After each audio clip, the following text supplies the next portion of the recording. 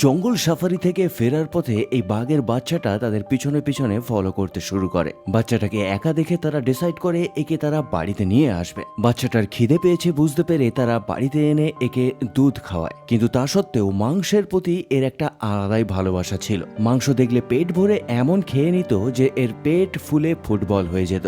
তাই পরের দিন থেকে তারা বাঘটাকে এক্সারসাইজ করার জন্য বাইরে নিয়ে যেতে শুরু করে এবং কিউট কিউট ড্রেসও কিনে দেয়। ধীরে ধীরে বাঘটা লোকটাকে নিজের বন্ধু মনে করতে শুরু করে। সে দিনের বেলা সূর্যের আলো এনজয় করানোর জন্য বাঘটাকে বাইরে নিয়ে যেত। তবে একদিন তারা সেই জঙ্গলের কাছেই তাকে ঘুরতে নিয়ে যায় যেখান থেকে তারা একে পেয়েছিল। আশ্চর্য রকমভাবে ওখানে যাওয়ার কিছুক্ষণ পর থেকেই সে নিজের মাকে খুঁজতে শুরু করে। ঠিক সেই সময় হঠাৎ লোকটা দেখতে পায় একটা বড় বাঘ তার অন্য বাচ্চাদের সঙ্গে তার দিকেই হেঁটে হেঁটে আসছে। তবে এতগুলো দিন একসঙ্গে কাটানোর স্মৃতি লোকটা এবং ওই বাঘের বাচ্চাটা কেউই ভুলতে পারছিল না। কিন্তু তা সত্ত্বেও লোকটা বাঘের বাচ্চাটাকে তার